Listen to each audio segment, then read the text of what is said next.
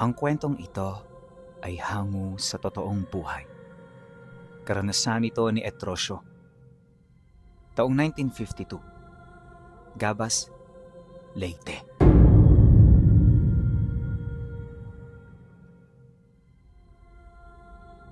Sa mga panahon kung saan ang mundo ay puno pa ng hiwaga, nabuhay at namayagpag si Etrosio. Bagaman matanda na at nag-iisa sa buhay, marami ang umiwas at nababahala na makita siya dahil sa mga usap-usapan na siya ay isang anak ng demonyo. Si Etrosio noon ay nakatira malapit sa paanan ng bundok, kung saan sa lugar na yon, abot tanaw ang kagandahan ng dagat. Payapa at tahimik ang paligid, ngunit kapansin-pansin ng mga punong unti-unting nalalanta at natutuyo. Doon lang yun sa parte ng bundok nangyayari, kaya maraming taong naniniwala na namamatay ang kalikasan dahil sa salot at presensyang taglay niya. Ayon pa sa mga matatanda, yon ang unang beses na makakita sila ng ganon. Bagay na naging daan upang mas bumigat pa ang paratang na pinaniniwalaan nila laban sa matanda. Ngunit sa kabila ng lahat ng yon, si Etrosio ay nanatiling tahimik at nabubuhay ng payapa sa kanyang mumunting kubo. Wala siyang pakialam sa mga taong nagsasabi sa kanya ng masama. Ang importante, hindi ito nakakaabala sa mga gawain niya araw-araw. Yun lang ang mahalaga para sa kanya. Wala siyang dapat patunayan at wala siyang kinakailangang bigyan ng simpatsya at pagpapahalaga. At ang tanging mahalaga lamang para sa kanya ay ang kanyang lupa, tahanan, at ang kanyang ampong bata. Tama kayo nang narinig. May mga ampo noon si Tandang Etrosio na hindi alam ng mga tao. Napulot niya lang ang mga batang yon, at kaya niya ito kinupkop ay dahil sa iisang misyon. At yon ay ang maging tahanan ng mga kaluluwa ng mga demonyong hinugot niya mula sa kailaliman ng impyerno. 3 bata ang kanyang naampon, at sa mga panahong ito, wala na ito sa kanilang tunay na wisyo. Nagtagumpay siya sa kanyang binabalak, kaya naman ang mga bata ay naging sunod-sunuran sa mga bagay na hangad niya ritong ipagawa. Araw-araw ay abala siya sa paghahanda dahil naniniwala siya na darating ang punto kung saan may grupo ng mga antingero at mga manggagamot na maglalakas loob na tutulan ang kanyang aral at mga paniniwala. At dahil sa bagay na yon, kung kaya't matagal na rin siyang hindi nakakakita ng tao, palaging sarado ang bahay ni Etrosio, at anuman ang kanyang ginagawa sa loob nito, siya lamang ang nakakaalam. Isang araw, malamlamang panahon dahil sa paparating na bagyo. Maya't maya ang pag-ulan, kaya itong si Etrosio ay lumabas para maghanap ng mga bungang kahoy. Ngunit pagbukas niya ng pinto, may nakita siyang isang lalaking sumisilong sa puno ng mangga. May salakot ito na gawa sa anahaw, may nakasukbit na tabak sa kanyang pewang, at may pasan-pasan itong baboy ramo na bagong katay. Kaagad na nagtama ang paningin nila. Sinubukan niya itong ilagan pero bago pa man siya makabalik, kinawayan at tinawag na siya nito. Dali-dali rin itong lumapit kung saan sa loob ng kanyang kubo, rinig na niya ang pag-aangil ng 3 ampong nagtatago. Maya-maya pa, nang mapagtanto niya na wala na siyang pagpipilian, napilitan siyang harapin ng lalaki. Mula ulo hanggang paa niya itong pinagmasdan, bago ito banayad na tinanong ng, "Ano ang kailangan mo? Kung may hihingin ka, pasensya ka na. Wala akong maibibigay sa'yo." Ngunit nang marinig ito ng lalaki, kaagad itong sumagot ng, "Makikisilong lang ho. Pasensya na ho kayo ha. Naligaw ako eh. Hindi rin ako taga rito. At sa totoo lang, kahapon pa ako nagpapaikot-ikot sa lugar na ito. Alis din ho ko maya-maya kapag tumila ang ulan at bumalik ang sikat ng araw." "Hindi sisikat ang araw ngayon, kapatid. Kaya pwede ka nang umalis." Ngunit sa halip na makinig, Ngumiti lang ang lalaki habang dahan-dahang nakikisilong sa kubo niya. Ang ulan ay patuloy na bumubuhos. Tila ba ang langit mismo ay umiiyak sa kalungkutan. Ang mga patak nito ay tumatama sa mga dahon ng mangga. Lumilikha ng isang kakaibang tunog na parang mga butil na bigas na bumabagsak sa lata.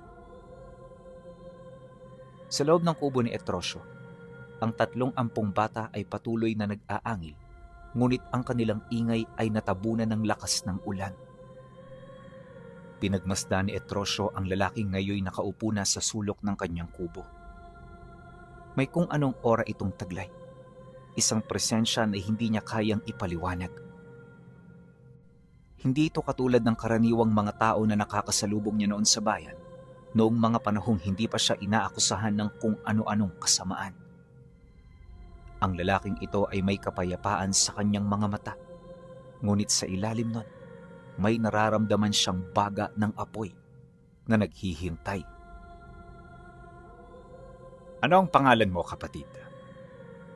tanong ni Etrosyo, bagaman hindi niya alam kung bakit niya ito tinanong. Hindi niya karaniwang kinakausap ang mga tao, lalo ng mga estranghero. Mateo Buenavides. Galing ako sa malayong lugar. May hinahanap ako. Pero tila ba dinala ko ng aking mga paa dito sa inyong tahanan? Sagot ng lalaki habang binababa ang kanyang salakot. Wala kang mahanap dito. Sa lugar na ito, gulo lamang ang makikita mo. Ngumiti si Mateo.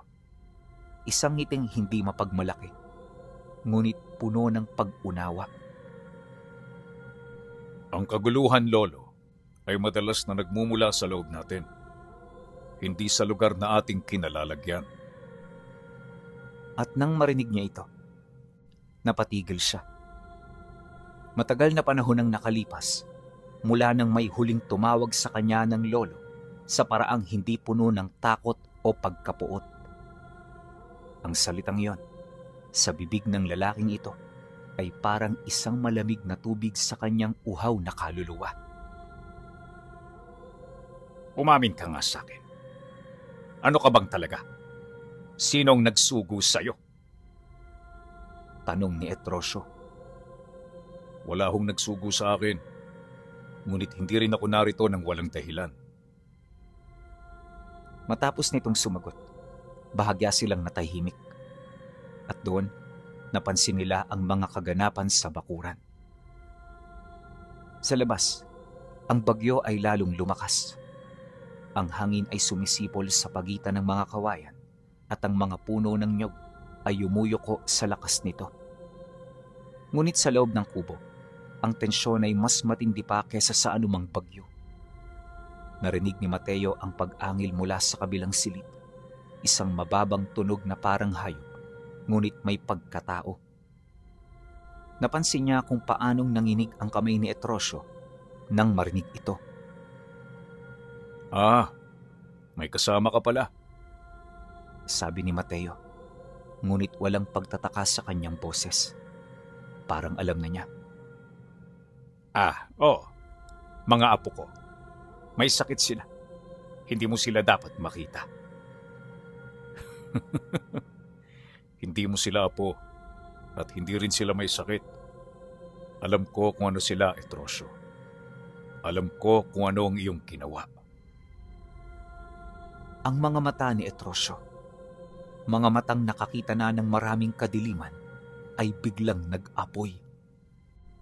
Hinawakan niya ang kanyang itak, isang itak na gawa sa kahoy na tinamaan ng ngipin ng kidlat, na may mga nakaukit na simbolo na hindi mababasa ng karaniwang tao. Sino ka? Antingero ka ba? Manggagamot? Naparito ka ba para wakasan ang aking gawain? Ngunit si Mateo ay nanatiling kalmado. Hindi siya gumalaw mula sa kanyang kinauupuan.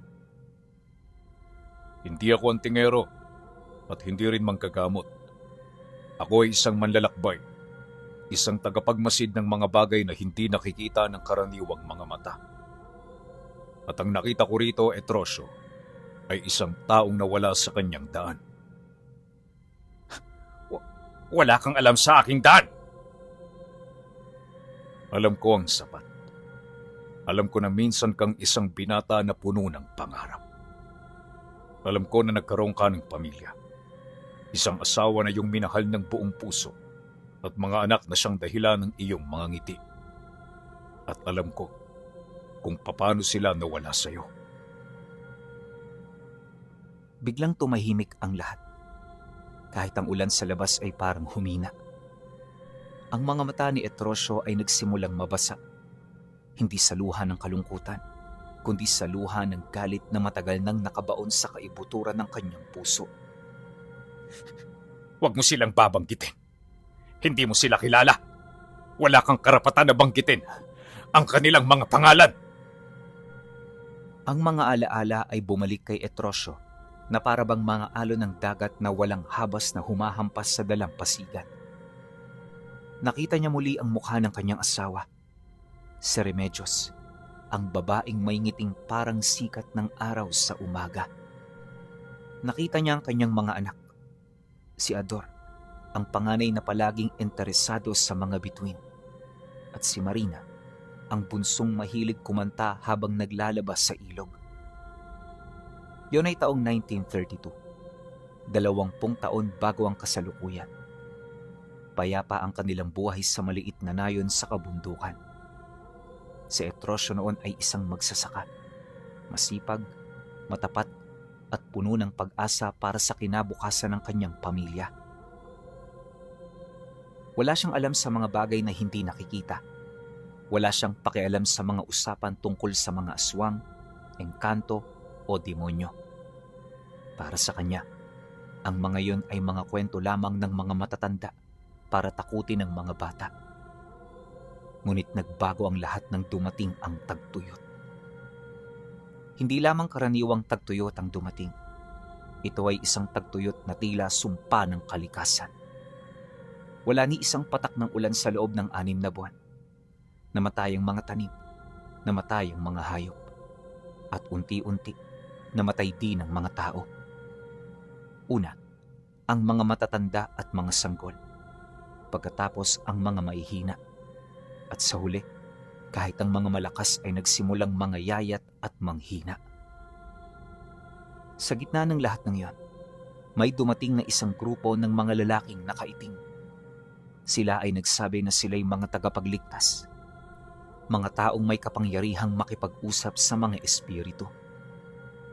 Nangako sila na ibabalik nila ang ulan, kapalit ng isang bagay.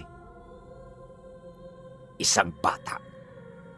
Kailangan namin ng isang bata para sa ritual. Isang sakripisyo para sa mga Diyos ng langit. Sabi ng pinuno nila. Isang lalaking may mga matang parang walang kaluluwa. Tumanggi ang buong nayon. Ngunit nang lumipas ang isa pang buwan at nang magsimula ng mamatay ang mas maraming tao, ang ilang mga pamilya ay nagsimulang mag-isip. At doon nagsimula ang trahedya ni Etrosyo. Nang marinig niya ang mga kwentong yan, hindi na siya nakaimik. Ngunit nang manumbalik ang kanyang lakas ng loob, matapang siyang nagtanong dito ng, Bakit mo ito'y kinukwento sa akin? Bakit mo binubuksan ng mga sugat na matagal ko nang sinusubukang limutin? Dahil hindi mo pa ito nalilimutan. Kaya ako nandito, Etrosyo. Kaya ka naging ganito. Dahil sa gabing yun. sagot ni Mateo. Ang gabing yon. Ang gabing dumating ang mga lalaking nakaitim sa kanilang kubo. Ang gabing kinuha nila si Marina sa mga sandaling yan na nasa 7 taong gulang pa lamang. Ang gabing sinubukan niyang lumaban, ngunit binugbog siya hanggang sa mawalan ng malay. Ang gabing nagising siya sa gitna ng dilim at nakita niya ang kanyang asawa na nakahiga sa sahig at wala ng buhay. Ang kanyang mga matang nakatulala sa kawalan. At si Ador, ang kanyang panganay, ay wala na rin. Natagpuan niya ang katawan ng kanyang anak na lalaki sa ilog 3 araw pagkatapos mangyari ng kalbaryong yon. Tinapon lamang nila ito roon, parang isang basura na walang halaga. Sa mga sumunod na araw, nawala ang lahat ng meron si Etrosyo. Nawala ang kanyang pag-asa, nawala ang kanyang pananampalataya, nawala ang kanyang pagkatao, at sa kanyang puso, isang bagay na madilim ang nagsimulang lumaki. Nahanap mo sila, hindi ba? Ang mga lalaking nakaitim. Nahanap mo sila at pinagbayad mo sila. Wika ni Mateo. Tumawa si Etrosyo, isang tawa na walang kasiyahan, puno ng kapaitan. Oh, nahanap ko sila. 5 taon kong hinanap. 5 taon akong namuhay na parang hayop. Natutulog sa gubat, kumakain ng kung ano matagpuan, nagtatrabaho bilang alipin para lamang may makain. 5 taon kong sinubukan na matutunan ang aking mga dinaanan. Ang mga ritual, ang mga dasal, at ang mga sumpa. Alam ko, at natutunan mong lahat. Natutunan ko mula sa isang matandang babae sa Samar. Isang babayla na itinakwil ng kanyang sariling lipi dahil sa kanyang mga kasanayan. Tinuruan niya ako ng mga bagay na hindi ko kayang ilarawan. Binuksan niya ang aking mga mata sa isang mundong hindi ko alam na umiiral. O, ang mundo ng mga espiritu. Sagot ni Mateo.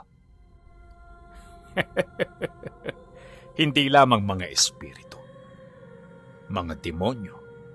Mga nilalang mula sa kailaliman. Mga espiritual na nilalang na naghahanap ng katawan, tahanan, ng paraan para makapasok sa mundong ito.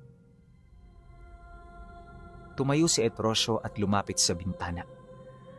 Tiningnan niya ang ulan na patuloy pa ring bumubuhos. Ang mga lalaking nakaitim, nahanap ko silang lahat. Isa-isa. At isa-isa ko silang pinatay. Ngunit hindi sapat ang kanilang kamatayan. Hindi sapat ang pagkamatay ng kanilang mga katawan. Tama. Kaya kinuha mo ang kanilang mga kaluluwa. Kinuha ko ang kanilang mga kaluluwa at ibinigay ko sa mga demonyo. Isang palitan, isang kasunduan. Ang kanilang mga kaluluwa, kapalit ng kapangyarihan. Kapalit ng kakayahang hindi na muling masaktan. Kapalit ng kakayahang makaganti sa mundong nanakit sa akin. Pagkasambit nito ng mga salitang yan, tumahimik ang paligid. At sa pagtahimik, ang pag-angil mula sa kabilang silid ay lalong lumakas. Napansin ni Mateo na ang mga anino sa sulok ng kubo ay parang gumagalaw, nabubuhay. Ang mga batang yun, hindi ba sila mga bata talaga? Napangiti lang si Etrosyo. Sila ay mga bata. Noon, napulot ko sila sa iba't ibang lugar. Isang ulilang nakita kong namamatay na sa gutom sa ormok. Isang batang babae na tinakwil ng kanyang pamilya dahil sa kanyang kakaibang mga kakayahan. At isang batang lalaki na natagpuan ko sa gitna ng gubat. Nakabalot sa mga dahon, parang iniwan ng kung sinong nilalang. Oh, at binago mo silang 3. Binago sila ng mga demonyo. Ang ginawa ko lamang ay binuksan ng pintuan. Binigyan ko sila ng tahanan. Ang mga katawan ng mga batang iyon. At ang kapalit, ibinibigay nila sa akin ang kanilang lakas. Ang kanilang kapangyarihan. Tumayo si Mateo. Sa sandaling yon ay nakaramdam siya ng kakaibang tensyon sa katawan. Etrosyo, alam mo ba kung anong yung ginawa? Alam mo ba kung anong mga pinto na yung pinuksan? Alam ko, at hindi ko yan pinagsisihan. Ang mundong ito'y kinuha ang lahat sa akin. Ang pamilya ko, ang aking pagkatao, at ang aking pananampalataya. Kaya kinuha ko rin ang aking bahagi mula sa mundo. Pero hindi ka sa mundo ng mga buhay kumuha. Kumuha ka mula sa kabilang panig, mula sa kadiliman na hindi dapat binubuksan. At ngayon, ang kadilimang yon ay kumakalat. Ang mga puno, ang mga namamatay na halaman, ang mga natutuyo na lupa. Yon ay hindi lamang dahil sa iyo, Etrosyo. Yon ay dahil sa mga nilalang na iyong kinupkop. At ano ang pakialam ko? Ang mga tao sa bayan ay itinakwil ako. Tinawag nila akong anak ng demonyo bago pa man ako nagkaroon ng anumang kaugnayan sa mga demonyo. Tinakwil nila ako dahil lamang sa aking itsura. Dahil sa aking mga mata na mas maitim kesa karaniwan. Dahil sa aking boses na mas kakaiba kesa sa iba. Ang mga taong lumikha ng halimaw na kanilang kinakatakutan. Pero Etrosyo, hindi mo kailangang patunayan na tama sila. Tumahimik si Etrosyo. Ang mga salitang yon ay tumagos sa kanya na parang isang espada. Sa labas, ang bagyo ay biglang huminto. Ang katahimikan ay halos nakakabingi pagkatapos ng ilang oras na ingay ng hangin at ulan. At sa katahimikang yon, narinig ni Etrosyo ang isang tunog na hindi niya inaasahan. Isang kanta, isang boses ng bata na umaawit. Hindi ang mga ampon niya, kundi isang boses na matagal na niyang hindi narinig. Boses na pamilyar. Boses na nagpapaiyak sa kanya. Marina? Marina, ikaw ba yan? Pagkasambit niya ng mga katagang yon, agad siyang lumabas ng kubo. Hindi alintana ang basang lupa at ang malamig na hangin. Sinundan niya ang tunog ng kanta, isang lumang awiting tinuro niya sa kanyang anak noong ito ay bata pa. Isang awit tungkol sa mga bituin at sa buwan, tungkol sa pag-asa at sa pag-ibig. Nakarating siya sa paanan ng isang malaking punong kahoy, isang akasya na naroon na bago pa man siya ipinanganak. At sa ilalim ng punong yan, nakita niya ang isang anino. Hindi yan si Marina. Alam mo yan, Etrosyo. Ang iyong anak ay matagal nang patay. Sabi ni Mateo na sumunod sa kanya. Ngunit ang kanyang kaluluwa, maaaring nandirito pa. Ang kanyang kaluluwa ay wala na rito. Ang naririnig mo ay isang nakaraang tinig. Isang alaala na ginamit ng mga demonyo para akitin ka at para kontrolin ka. Lumingon si Etrosyo kay Mateo. Ang kanyang mga mata ay puno ng pagkalito at galit. Ano naman ang alam mo tungkol sa mga demonyo? Ano ang alam mo tungkol sa aking anak? Alam ko ang sapat. Alam ko na mga demonyong yon na yung kinupkop ay hindi lamang naghahanap ng katawan. Sila ay naghahanap ng mga lagusan, mga daanan patungo sa mundong ito. At ikaw, Etrosyo, ang nagiging daan nila. Sinungaling! Sinasabi mo lang yan para sirain ang aking gawain, para pahinain ang aking kapangyarihan. Wala akong pakialam sa iyong kapangyarihan.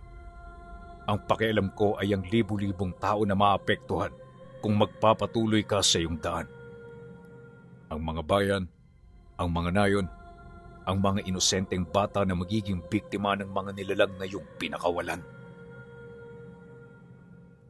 Bumalik sila sa loob ng kubo. Ang 3 ampong bata ay lumabas na mula sa kanilang silid. 3 batang may mga maitim na mata na parang walang kaluluwa. Ang mga balat nila ay parang sa mga ahas na luno at ang kanilang mga pagkilos ay pawang kakaiba. Sa loob ng kanilang mga balat, kapansin-pansin ang mga simbolong nakaukit sa kanilang mga laman. Hindi ito nagkataon o panlalaro ng kanyang mga mata. Dahil alam niya na ang mga simbolong yon ang ginagamit ni Etrosyo para pasundin ng mga nilalang sa kanyang kagustuhan. Alam nila kung ano ka. Bulong ni Etrosyo habang nakatitig sa mga ito. Kilala nila kung ano ang kinakatawan ko. Katulad ng pagkilala nila sa'yo. Ang taong nagbigay sa kanila ng tahanan. Pagkasambit nito ng mga katagang yan, doon na nagsimulang humaba ang mga kuko ng 3 ampon. Nagsimula na rin itong magmura habang umaangil na parang mga hayop. Dahan-dahan na rin itong lumalapit kay Mateo, dahilan para maalarma siya. Ngunit sa kabila nito, hindi siya nagpakita ng kahit na anong sindak at takot. Hinarap niya ang mga nilalang at habang patuloy itong nangangahas, panaka-naka na rin niya itong pinatitikim ng kanyang mga dasal. Kampante si Mateo na hindi makikialam si Etrosyo dahil sa kanilang mga pinag-usapan. Pero nagkamali siya. Habang abala siya sa kanyang pagdarasal, laking gulat na lamang niya nang bigla itong sumugod sabay unday ng taga sa kanyang balikat. Kaagad itong hinugot ng matanda at muli itong itinarak sa kanyang dibdib. Ngunit dahil sa nakailag siya, tumagos ito sa kanyang tagiliran. Ito na rin ang naging mitya para tumakbo papalabas si Mateo kahit bumalik na naman ng lakas ng ulan. Habang tinatahak niya ang daan, narinig niya ang tawa ng nilalang. Maya-maya pa, nakita niya ang pagsunod sa kanya ng 3 ampon habang mabilis itong gumagapang sa lupa.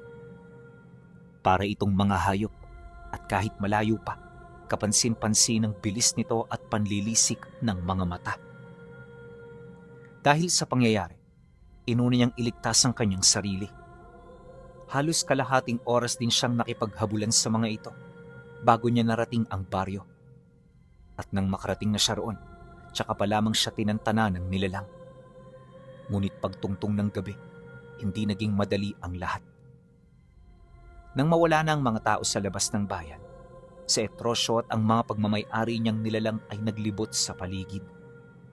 Bawat bahay hinalughog nila at pinagnakawan. Kumuha rin ito ng mga sanggol na para bang meron ito roong pagkagamitan. Nasaksihan ni Mateo ang lahat ng yan, pero hindi niya piniling makialam. Pagsapit ng sumunod na araw, dali-dali siyang umalis ng baryo. Kaagad siyang tumungo sa bahay ng mga kakilala niyang albularyo para humingi ng tulong sa mga ito. Mag-iisang linggo din siyang nagpahinga at sa mga sandaling yon, wala na siyang naging balita pa sa matanda. Sa kabilang dako naman, humingi na si Etrosyo ng tulong sa mga kakilala nitong mga gabunan. Sa loob lamang ng maikling panahon, nakabuo ito ng pangkat mula sa iba't ibang lahi na siyang nagbigay proteksyon sa kanyang tahanan. Makalipas ang 7 araw, muling bumalik si Mateo. Ngunit sa pagkakataong ito, hindi na siya nag-iisa. Kasama niya ang 12 kilalang albularyo, 5 antingero, 3 kumbatero, at 2 matandang babaylan na nagmula pa sa iba't ibang panig ng Kabisayaan. Ang ilan ay galing sa Samar, ang iba naman mula sa Bohol, Cebu, at Negros. Bawat isa sa kanila ay may kanya-kanyang dalang agimat, dasal, langis, at sandatang pinagpala. Hindi sila nagtipon upang manggamot. Nagtipon sila upang makipagdigma. Tahimik silang dumating sa baryo bago sumikat ang araw. Agad nilang napansin ang kakaibang katahimikan sa buong lugar. Wala nang maririnig na tilaok ng manok. Wala na ring mga aso sa lansangan. Maging ang mga ibon ay tila iniwan na ang kagubatan. Huling-huli na tayo. Mahina ngunit mabigat na sabi ng pinakamatandang babaylan. Habang naglalakad sila, isa-isang bumukas ang mga pintuan ng mga bahay. Ngunit walang taong lumalabas. Sa halip, puro dugo ang tumagas mula sa ilalim ng mga pintuan. Dali-daling binuksan ng mga albularyo ang unang bahay. Tumambad sa kanila ang bangkay ng isang buong pamilya. Ang kanilang mga leeg ay halos mapigtas sa tindi ng pagkakakagat. Ang mga laman loob ay nawawala at ang mga mata nila ay tila may matinding takot na nananatili hanggang sila'y mamatay. Kapansin-pansin din ng malamlam na kalangitan na siyang ikinabahala nila. Marami ang nagsasabing hindi ito ang mundo na kanilang pinagmulan at hindi nga sila nagkamali. Ang kanilang nadatnang lugar at ang mga nakita nilang kaganapan ay pawang mga pangitain lamang sa hinaharap. Ibig sabihin nito, si Etrosyo ay naghanda na ng isang bitag upang maipakita sa kanila ang binabalak at layunin nito. Kaya naman sa halip na ito ay basagin, ipinagpatuloy lang nila ang pakikipaglaro. Nilakad nila ang kabuuan ng baryo na kung saan wala na silang ibang nasilayan maliban sa mga bangkay na nagkalat kung saan-saan. May mga nakasabit sa puno, mga katawang pilit na ibinigti at mga pinugutan ng ulo. Kaya naman ang makita ito ng mga babaylan, kagad ito nagbaba ng utos. Sa kabila ng kanilang mga nadatnan, hindi sila natinag. Nagpatuloy lamang sila sa paglalakad hanggang sa marating na nila ang tahanan ng matanda. Malayo pa lang kapansin-pansin na ang malalakas na pag-ihip ng hangin. Ang mga puno ay tila may mga mata na nagmamasid at nag-aaral sa bawat isa sa kanila. Maya-maya pa, dito na lumabas ang matanda kasama ng 3 niyang ampon.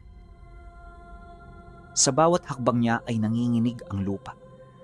Ang hangin ay unti-unting naging malamig at ang mga ulap sa kalangitan ay tila umiikot sa ibabaw lamang ng kanyang tahanan. Ang 3 niyang ampon ay hindi na maituturing na mga bata. Ang kanilang mga mata ay mas lalong umitim na tila walang katapusan, habang ang mga ugat sa kanilang mga leeg ay unti-unting nagliwanag na kulay ube. Tahimik lamang na pinagmasdan ng matandang babaylan ng mga ito. Nararamdaman ko ang 7 uri ng sumpa. Hindi sumagot si Mateo. Mahigpit lamang niyang hinawakan ng agimat na nakasukbit sa kanyang leeg. Maging ang mga veteranong albularyo ay napatingin sa isa't isa. Hindi sila natatakot, ngunit alam nilang ang kanilang haharapin ay higit na mapanganib kaysa sa anumang nilalang na kanilang nakalaban noon. Maya-maya pa, dito na nagsimulang ngumiti ang matanda. Matagal ko na kayong hinihintay. Kasabay nun ay umalingaw-ngaw ang napakalakas na ugong mula sa ilalim ng lupa. Unti-unting bumuka ang paligid ng kubo at doon lumabas ang makapal na usok na kulay abo. Mula rito lumabas ang isang makisig na lalaki na may itim na balat. May hawak-hawak itong sundang na merong parang mata ng ahas na gumagalaw sa pagitan ng talim at hawakan. Malayo rin yun sa wangis ng isang tao. At kung hindi nagkakamali si Mateo, ang nilalang na yon ay may 3 dugo na nananalaytay sa wangis nito. Ang dugo ng mga taong dilim, dugo ng engkanto, at dugo ng mga gabunan. Marahil sa loob ng 1 linggo, yon ang pinagkaabalahang buuin ng matanda bilang paghahanda sa kanilang pagdating. Matapos itong masilayan ng kanyang mga kasama, nakaramdam sila ng pag-aalinlangan at pagkasintak. Batid ng lahat na hindi ito simpleng tao. Ang bawat hakbang nito ay nagiiwan ng bakas na tila nasusunog ang damo. Sa bawat paghinga nito, lumalabas ang makapal na usok na may apoy ng asupre at nabubulok na laman. Ang mga mata nito'y kulay ginto, ngunit sa loob ng mga matang yon ay tila may daan-daang kaluluwang sumisigaw. Tahimik lamang itong tumingin sa grupo. Pagkatapos ay ngumiti at sa isang iglap ay naglaho. Mag-ingat kayo! Huwag kayong gagalaw hanggat wala kayong nakikita! Sigaw ng pinakamatandang babaylan. Ngunit pagkasambit nito ng mga katagang yan, biglang parang papel na napunit ang katawan ng isa sa mga kumbatero nang lumitawang nilalang sa kanyang likuran. Tumagos ang kanyang kakaibang sundang sa kanyang dibdib bago pa man siya makahugot ng sariling sandata. Kasunod noon ay isang napakalakas na pagsabog ng itim na enerhiya. Lumipad ang bangkay ng kumbatero ng halos 10 dipa ang layo. At nang makita nila ito, doon na nagsimula ang matinding kaguluhan. Agad na sumugod ang kanilang mga kasama. Sinubukan nilang tapusin ang laban noong mismong araw. Ngunit habang tumatagal, napapansin nila na mas makapangyarihan sa kanila ang matanda. At habang patindi ng patindi ang mga pangyayari, isa-isa ring umaahon ng katulad ng nilalang na unang pumatay sa kanilang kasama. Sinubukan nila itong paslangin, ngunit masyadong makapangyarihan ang mga mantra na pinapakawalan ni Etrosyo. Hindi naglaon. Halos naubos na ang mahigit kalahati sa kanila. Pawang si Mateo na lamang at ang mga babaylan ang natira, kaya kahit labag sa kanilang loob, sinikap nilang umatras. At nang mapansin ito ni Etrosyo, dito na ito nagdesisyon na pabalikin ang kanyang mga alipin. Nang makalabas sila sa bakuran nito, dahan-dahan itong lumapit sa kanila, bakas ang matinding galit sa muka. Sa susunod na bumalik pa kayo rito, uubusin ko na kayo. Pasalamatan ninyo si Mateo pagka-uwi ninyo. Dahil sa kanya, kaya kayo nabuhay. Kung wala kaming pinagsamahan, kahit yun ay isang araw lang, wala kayong makukuha sa aking awa. Layas! Matapos nun, tumalikod ang matanda at pumasok sa loob ng kubo nito. Bumalik na rin sa uka ang mga tinawag nitong nilalang hanggang sa maging normal na ang paligid. At nang tahimik na ang kabuuang lugar, tsaka naman sila umalis. Pagkaraan ng 1 oras, nakarating sila sa baryo na kanilang dinaanan. Ngunit sa pagkakataong yon, bumalik na ito sa normal. Ang mga tao doon ay nadatnan nilang masaya. Kahit kani-kanina lang ay nakita nila itong patay na. Masama ang nangyayaring ito, Mateo. Hindi natin kaya ang mga nilalang na yun. May dugo sila ng mga gabunan at posibleng pinapakain sila ng mga espesyal na pagkain upang sila'y lumakas at maabot ang ganoong antas. Mukhang kailangan na nating humingi ng tulong kay Tio Gregorio. Nang marinig ito ni Mateo, nakaramdam siya ng kilabot. Kilala niya ang antingerong nabanggit at alam niyang hindi ito basta-basta katulad ng iba. Malawak ang kasanayan ng antingerong si Gregorio at sa loob ng maraming dekada, hindi na mabilang ang mga napatunayan nito. Kilala rin itong panday ng mga mahihiwagang sandata na kung saan pawang matataas na antas lamang ng mga antingero ang nakakagawa. Ang problema lang, malayo si Gregorio sa lugar nila. Hindi biro ang araw na bubunuin para lamang makarating dito. Kaya pinag-usapan nila ito ng maigi. At sa bandang huli, wala rin silang nagawa kundi magkaisa sa pasyang yon. Alam nila na yun na lamang ang paraan kung nais nila itong mapigilan. Lumipas ang 3 araw ng walang tigil na paglalakbay. Tinahak ni na Mateo at ng 2 natitirang babaylan ang masukal na kabundukan ng Leyte. Hindi sila dumaan sa pangunahing daan. Sa halip ay pinili nilang sundan ng mga sinaunang landas na tanging mga matatandang manggagamot lamang ang nakakaalam. Tahimik ang bawat isa, hindi dahil wala silang sasabihin, kundi dahil bawat isa ay iniisip ang naging kabiguan nila kay Etrosyo. Sa bawat hakbang ay parang bumibigat ang kanilang mga dibdib. Hindi nila malimutan ang mga kasamaang naiwan sa paanan ng bundok. Hindi rin nila malimutan ang mga matang puno ng pangungutya ni Etrosyo habang sila'y umaatras. Habang lumalalim ang gabi, huminto sila sa gilid ng isang malawak na ilog. Pinagmasdan niya ang kanyang sugat na hanggang ngayon ay hindi pa rin tuluyang naghihilom. Hindi yun ordinaryong hiwa. Sa paligid ng sugat ay may mga ugat na kulay itim na unti-unting gumagapang pataas ng kanyang braso. Maya-maya ay napansin niyo ng pinakamatandang babaylan. Lumapit ito habang may hawak na isang maliit na palayok na puno ng langis. Bago nito simula ng panggagamot, may hinahon muna itong nagpaalam sa kanya. Inilahad nito kung para saan ito at kung ano-ano ang bisa nito. Pagkatapos maingat na ipinahid ng babayla ng langis sa sugat. Kagad na umusok ang balat ni Mateo, kasabay nun ang matinding kirot. Napakapit siya sa lupa. Ano hong nangyayari? Hindi simpleng itak ang tumama sa iyo. Ito ay bahagi na ng sumpa ni Etrosyo.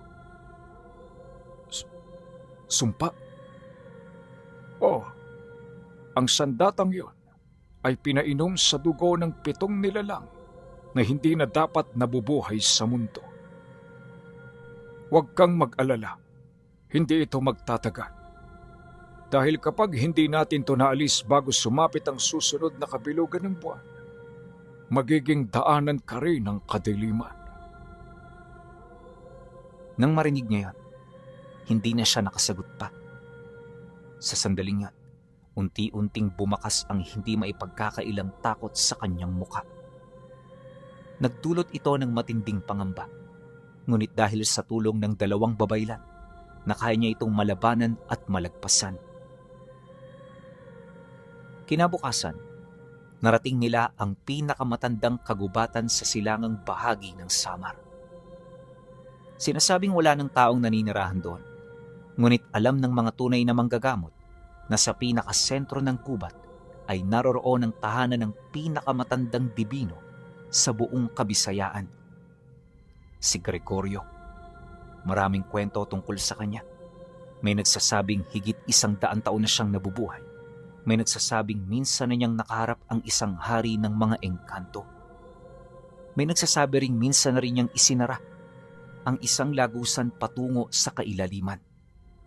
Subalit walang nakatitiyak kung alin sa mga yon ang totoo.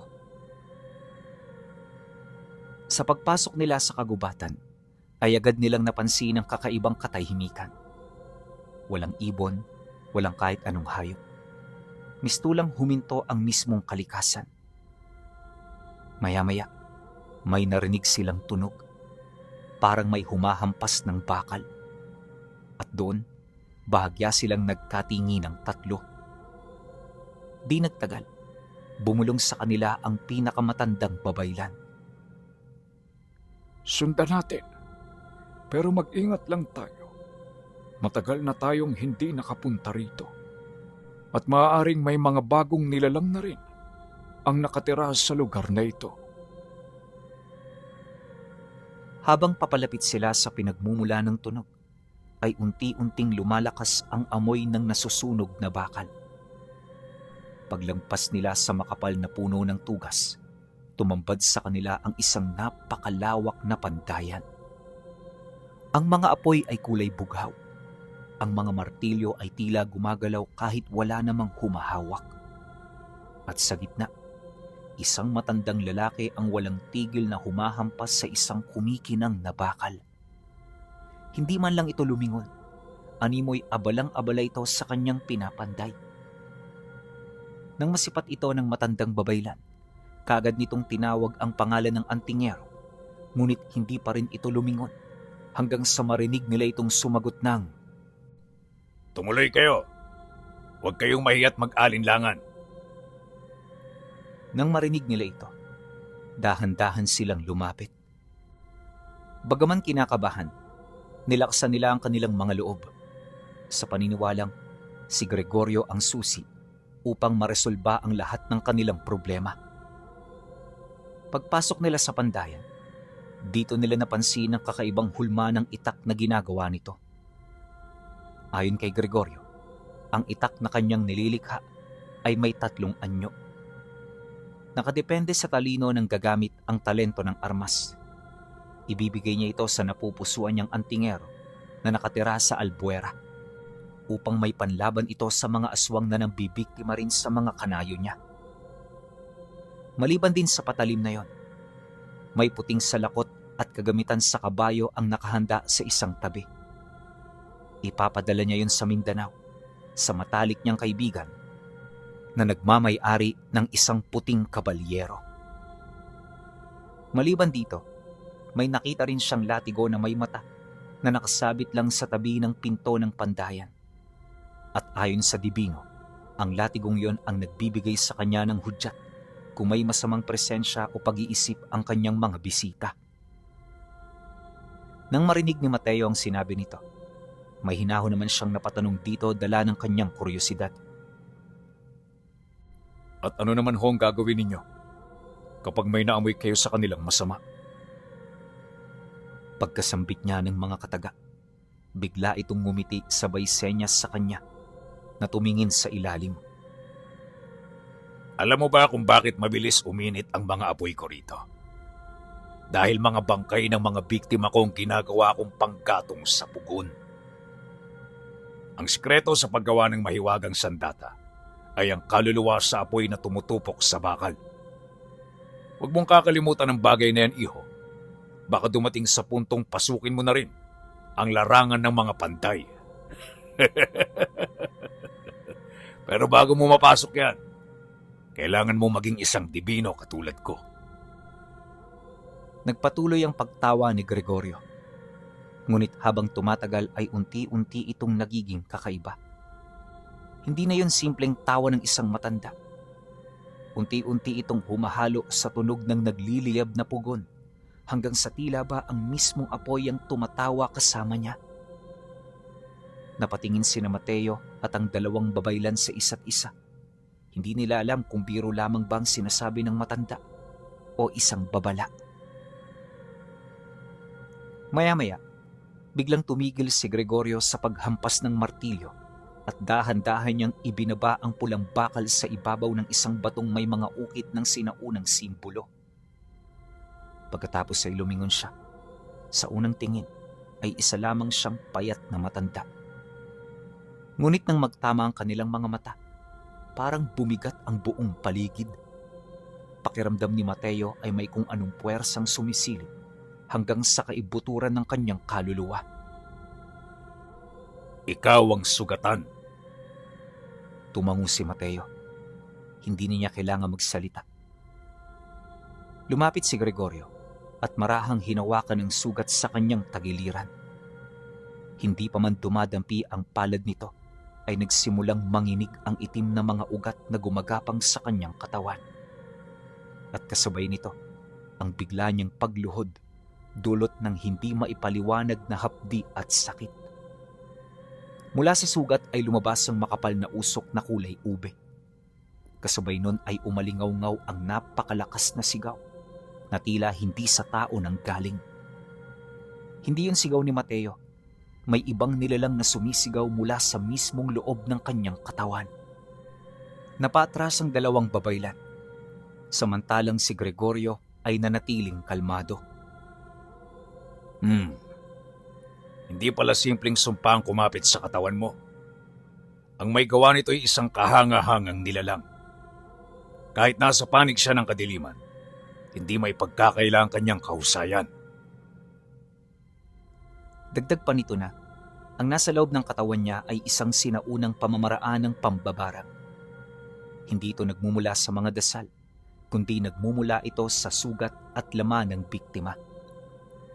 Ibig sabihin, kapag sinubukang hanapin ang may gawa nito, wala silang makikita kahit paulit-ulit nila itong tawasin.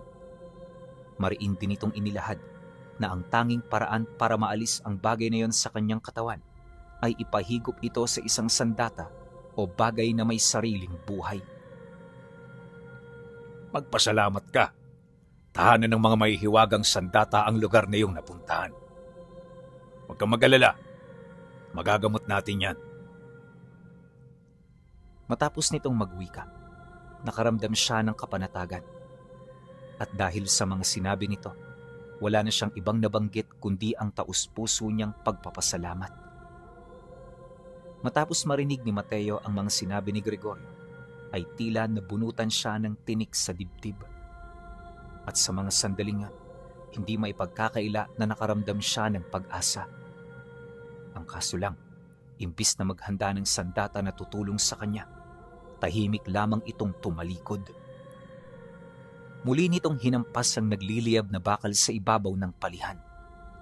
Ang bawat hampas ay tila may sariling ritmo, kasabay ng bawat pagtama ng martilyo ay unti-unting nagliliwanag ang mga sinaunang simbolong nakaukit sa buong pandayan. Napansin niyo ni Mateo Mahal na Divino, maghahanda na ba tayo para lusubin si Etrosyo? Hindi agad sumagot si Gregorio. Makalipas ang ilang sandali, tsaka lamang siya nagsalita. Hindi. Hindi pa kayo handa para sa kanya. Napatigil si Mateo. Ang sinabi ng panday ay nagdulot sa kanya ng mga katanungan. Sa isip-isip niya kasi, tutulungan kaagad sila nito kapag humingi sila ng pabor dito.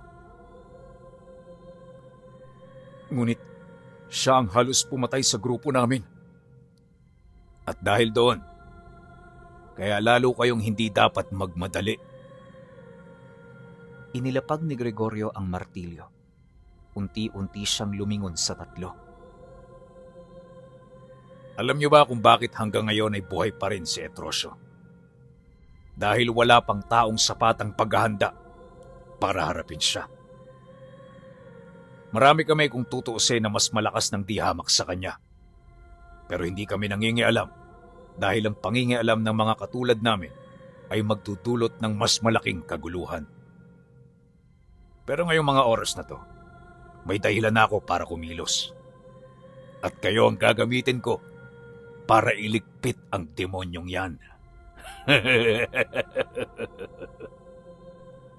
Matapos niya itong ilahad, lumapit siya sa isang malaking aparador na yari sa Nara. Isa-isa niyang inilabas ang mga lumang balumpon. May mga balat ng usa, may mga telang sinulatan ng dugo, may mga kahoy na inukita ng sinaunang mga titik. Lahat yon ay talaan ng sinaunang kasaysayan, mga bagay at mga pangyayaring nakalimutan na ng panahon. Doon din nakasulat ang balak ni Gregorio na ipasa pansamantala ang kapangyarihan niya kay Mateo. Siya ang pinakamagandang sisidla ng kapangyarihan ito dahil sa kanilang tatlo, siya lamang ang natatanging nakaligtas sa kapangyarihan ni Etrosyo. Matapos ang mga katotohanan yan, tumahimik ang buong pandayan. Maging ang mga martilyong kanina lamang ay kusang humahampas sa bakal, ay tila napigil ng hindi nakikitang kapangyarihan. Ang bughaw na apoy sa loob ng pugon ay unti-unting humina hanggang sa maging kulay luntian. Isa-isa ring nagliwanag ang mga sinaunang simbolong nakaukit sa sahig na wari matagal nang naghihintay na muling magising. Maya-maya ay ibinuka na ni Gregorio ang pinakamalaking balumpon. Hindi yun papel. Isa yung manipis na balat ng isang dambuhalang ahas na pinakinis ng panahon. Sa ibabaw nito ay nakaukit ang daang-daang pangalan sa sinaunang wika.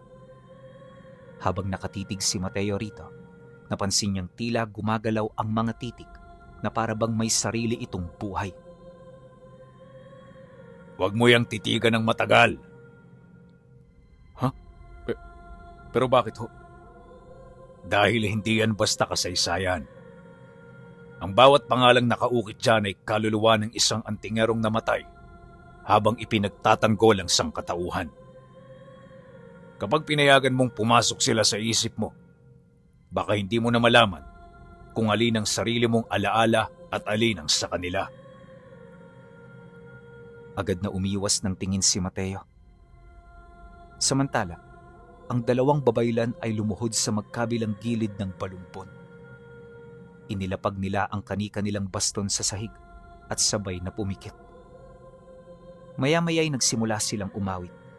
Hindi yun ordinaryong awit, isa yung sinaunang panalangin na matagal nang nawala sa bibig ng mga tao. Ang bawat kataga ay nagdudulot ng kakaibang pagyanig sa hangin.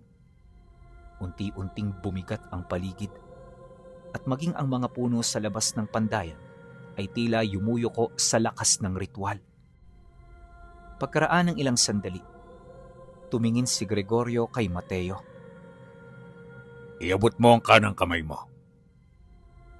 Walang pag-aalinlangan naman niya itong ginawa. Pagkatapos ay hinugot ni Gregorio ang isang maliit na punyal na yari sa itim na bakal. Hindi ito makintab gaya ng ibang sandata. Sa halip, tila sinisip-sip nito ang liwanag sa paligid. Isang mabilis na hiwa ang ginawa nito hanggang sa pumatak ang dugo ni Mateo sa ibabaw ng balumpon Ngunit bago pa man ito tuluyang sumayad, nanatili itong nakalutang sa hangin. 12 patak ng dugo ang tila mga pulang perlas na nakabitin sa ere. At doon, napangisi ang dibino. Tulad ng inaasahan, ikaw ay pinili rin ng ating mga ninuno. May basbas na mula sa kanila. Maaari na nating simulan ang ating plano. Kasabay noon ay lumitaw ang anyo ng isang matandang mandirigma na yari sa liwanag. Nakasuot ito ng lumang kasuotan ng mga sinaunang antingero. May hawak itong sibat na yari sa puting bakal habang ang kanyang mga mata ay kulay pilak. Lumuhod ito sa harap ni Gregorio habang binabalot ito ng abong usok. At pagkaraan lamang ng ilang minuto, ang nilalang ay naglaho kasabay ng malakas na pagsimoy ng hangin. Ang bumubuo sa wangis nito ay pumasok sa kanyang ilong na siyang naging daan ng milagrosong paghilom ng mga sugat na binabalot ng sinaunang sumpa ng pangungulam. Magaling ka na. Pinagaling ka ng iyong paniniwala. At ngayon, taglay mo na rin ang lakas ng iyong mga ninuno. Isang hakbang na lang ang kinakailangan nating isakatuparan para masiguro ang kamatayan ng matandang pinoproblema ninyo. Ayon kay Gregorio, kailangan niyang basbasan ng sarili niyang kapangyarihan si Mateo upang mapakapit ng husto ang kapangyarihan ng kanilang ninuno. Bibigyan din niya ito ng sandata na kayang pumatay sa mga nilalang na tinatawag nito mula sa ilalim ng lupa. Mariin din itong inilahad na magkakaroon sila ng pagsasanay sa maikling panahon. Gagawin nila ito upang mapalawak ang kanilang kaalaman at para mahasa ang kanilang katawan. Lumipas ang gabing yon. Sumapit ang umaga na punong-puno ng pag-asa. Naroon pa rin ang makapal na hamog nang magsimula ang unang araw ng pagsasanay. Hindi yon karaniwang hamog. Isa yung hamog na nilikha ni Gregorio mula sa pinaghalong abo ng sandaang sinaunang agimat, pulbos ng sungay ng usa, at tubig na inipon mula sa 7 magkakaibang bukal sa kabundukan ng Samar. Sa loob ng hamog na yon, nagbabago ang panahon. Ang 1 oras sa labas ay katumbas ng halos 1 buong araw sa loob. Kaya sa loob lamang ng 7 araw sa tunay na mundo, mahigit 6 na buwang pagsasanay ang naranasan ni Mateo at ng 2 natitirang babaylan. Hindi naging madali ang lahat. Sa unang araw pa lang ay halos mawala na ng buhay si Mateo. Isinandal siya ni Gregorio sa gitna ng isang bilog na yari sa puting asin, dinurog na batong bulkan at pulbos ng lumang agimat. Pagkatapos ay inilatag nitong 7 sandatang nilikha sa iba't ibang panahon. Lahat ng sandata naroon, at ang huli sa mga sandata ay isang mahabang itak na walang hawakan. Mistulang simpleng baka lamang ito, ngunit habang pinagmamasdan niyo ni Mateo, napansin niyang may mahihinang tibok itong inilalabas na parabang may pusong tumitibok sa loob ng bakal. Yan, ang sandata ng huling panata. Tayo ho bang gagamit niyan? Hindi, kundi ikaw ang pipiliin niyan. Pagkasabi no ni Gregorio, ay bigla niyang isinara ang magkabilang palad. Umalingaw-ngaw ang napakalakas na ugong, kasabay noon ay nagsimulang gumalaw ang 7 sandata. Isa-isang lumutang ang mga ito sa hangin. Nagsimulang umikot hanggang sa maging isang ipo-ipo ng bakal. Maya-maya ay tumigil ito ilang pulgada mula sa kanyang dibdib. Pagkatapos bigla itong bumaon. Ngunit hindi sa laman, kundi sa kanyang anino. Kasabay noon ay napasinghal si Mateo. Pakiramdam niya ay may isang buong bundok na bumagsak sa kanyang katawan. Nakita niya ang napakaraming alaala. Mga digmaan, mga antingero, mga panday, mga babaylan, mga mandarigmang hindi niya kilala. Libo-libong taong nagbuwis ng buhay laban sa mga nilalang ng kadiliman. Lahat ng alaalang yon ay sabay-sabay na pumasok sa kanyang isipan hanggang sa mapaluhod siya. Tumulo ang dugo mula sa kanyang ilong.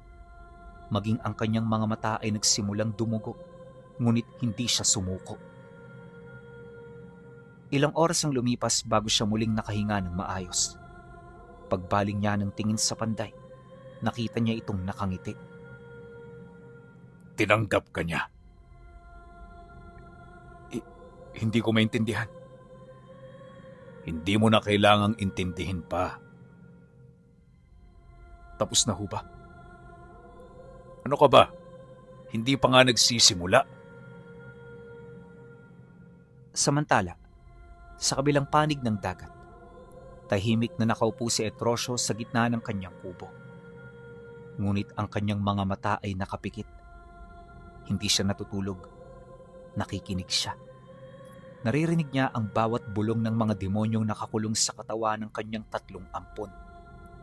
Naririnig niya ang paggalaw ng mga gabunan. Nararamdaman niya ang paglalakbay ni Mateo.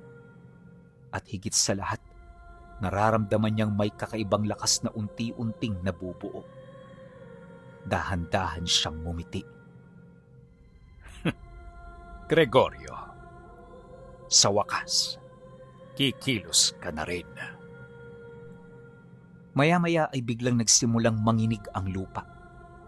Lumabas ang 3 ampon. Kasunod nila ang 7 pang nilalang na unang nakita ni Mateo noong nakaraang labanan. Ngunit ngayon hindi na 7, 14 na sila. Pare-pareho silang may gintong mata. Pare-pareho silang may balat na tila yari sa itim na bakal. Lumuhod silang lahat sa harap ni Etrosyo. Aming ama! Sabay-sabay silang nagsalita. Nagbibigay puri sa lumikha sa kanila. Tawagin ninyo ang iba pa. Kasabay ng utos na yon ay nagsimulang bumuka ang lupa. Mahigit 50 bitak ang sabay-sabay na lumitaw sa paligid ng bundok. At mula roon, isa-isang umahon ang mga gabunan. May matataas, may maliliit, may kalahating tao, may kalahating hayop, may 4 ang braso, may sungay, may pakpak, may buntot na tila sa ahas. Ang iba na may halos hindi na makilala kung ano ba talaga ang kanilang anyo. Pagkatapos ng nangyaring pagtawag, ay mabilis na kumalat ang mga nilalang. Sinubukan nilang sundan ng bakas pero hindi sila nagtagumpay hanggang sa ang isang gabi ay nasundan ng ilang linggong kabiguan. Bagaman matinding pangangalugad ang ginawa ng mga nilalang, wala silang nakitang bakas hanggang sa magpasya ang kanilang Panginoon na sila'y bumalik na ng pugad. Kampante si Etrosyo na babalik ang mga ito, kaya doon na lamang niya yun hinintay. At hindi nga siya nagkamali. Pagkaraan ng 2 linggo, bumalik sila Mateo. Ngunit sa pagkakataong yan, hindi na sila ang mga antingero na madali nitong natalo. Hinubog na sila ng panahon at hindi may pagkakailang bakas na sa kanilang katawan ang presensya at katalinuhan ng panday na naghasa sa kanila.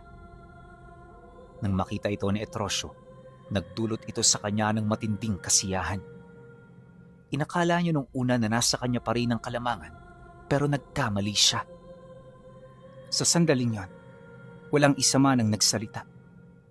Tanging ang malamig na hangin ang umiihip sa paanan ng bundok, habang ang makapal na ulap ay tila umiikot sa kalangitan, na para bang naghihintay sa magiging wakas ng lahat. Tahimik na nagkatitigan sina Mateo at Etrosyo. Hindi yung tinginan ng 2 magkalaban.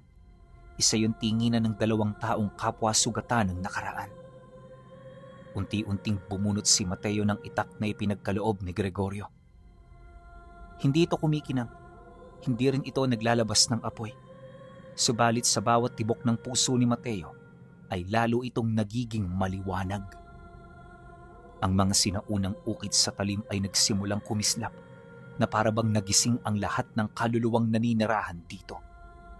At doon, napangiti si Gregorio habang nakaupo sa pandayan niya. Yan ang tunay na anyo ng sandata ng huling panata. Sa wakas, lumabas na rin ang karapat-dapat kong kalaban. Kasabay nun ay itinaas niya ang magkabilang kamay. Umalingaw-ngaw ang napakalakas na sigaw ng mga gabunan. Mahigit 100 nilalang ang sabay-sabay na sumugod. Nanginginig ang lupa sa bawat yabag ng mga ito. Hindi na nag-atubili ang mga babaylan. Sabay-sabay nilang itinayo ang kanilang mga baston. Matapos nun, biglang sumabog ang 7 haligi ng puting apoy. Dose-dosenang gabunan ang natupok sa unang bugso pa lamang. Ngunit hindi yon sapat.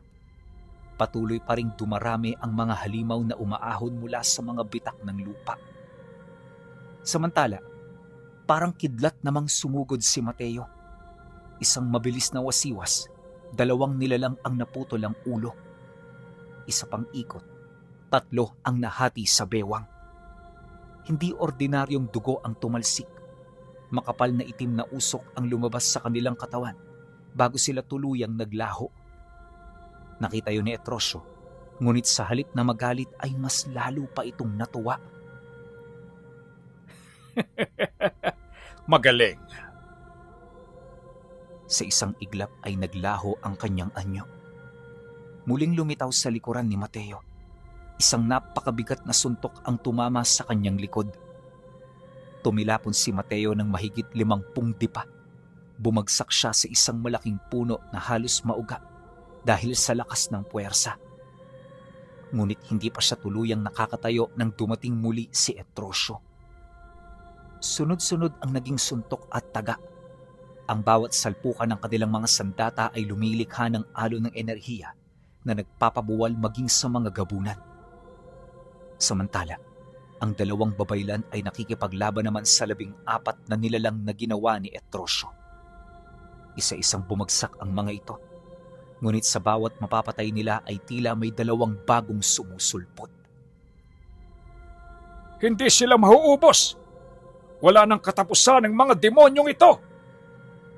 Sigaw ng isa sa mga babaylan.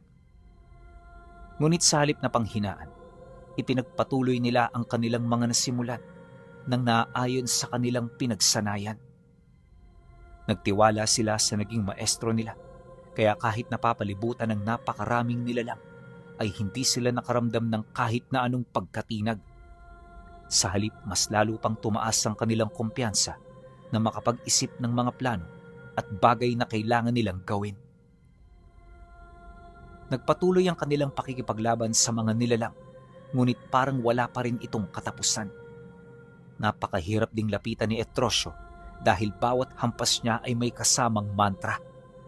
Bawat kilos niya ay tila kayang baluktutin ng mismong hangin. Lumipas ang halos 2 oras ng walang tigil na labanan. Halos wala nang nakatayong gabunan. Patay na rin ang karamihan sa mga nilalang ni Etrosyo, ngunit kapansin-pansin din ang kalagayan ni Mateo. Punong-puno na ng sugat ang kanyang katawan, ngunit ang kanilang kalaban ay nakangiti pa rin. Ano? Hanggang dito na lamang ba kayo? Kasabay ng pagwika nito ay ang bigla nitong pagtaas ng kanyang 2 kamay. Kasabay nun, nagsimulang magliyab ang katawan ng 3 niyang ampon. Napansin yon ni Mateo. Hindi. Biglang nagsigawan ng 3 bata. Ang kanilang mga katawan ay animoy sapilitang pinag-iisa, kaya lahat ng nakakita sa pangyayaring yon ay hindi maiwasang matulala at makaramdam ng takot. Subalit hindi pa man ito natataglay ang tunay nitong anyo. Biglang may bumagsak na malaking batong nagliliyab sa kinaroroonan nito. Kaagad na nawasak ang katawan ng nabubuong nilalang, dahilan para makaramdam ng panghihina si Etrosyo. Taksil ka, Gregorio! May kasunduan na hindi dapat makialam ang mga katulad mong dibino. At dahil dyan, kagagalitan ka ng aming Panginoon. Pagkasambit nito ng mga katagang yan, napangiti na lamang si Gregorio sa kanyang pandayan habang tinatapos ang nililikha niyang mahiwagang sandata. At pagkaraan lang ng ilang minuto, nagsimula ng maagnas ang katawan ni Etrosyo. Yun na ang naging wakas. Kaya nang masaksihan yon nila Mateo, dali-dali na silang umalis sa lugar at kailanmay hindi na nila ito binalikan. Mula rin nang matapos ang pangyayaring yon, hindi na nila muling nakita pa si Gregorio, ang tinuturing na pinakamatandang dibinong panday sa buong Visayas.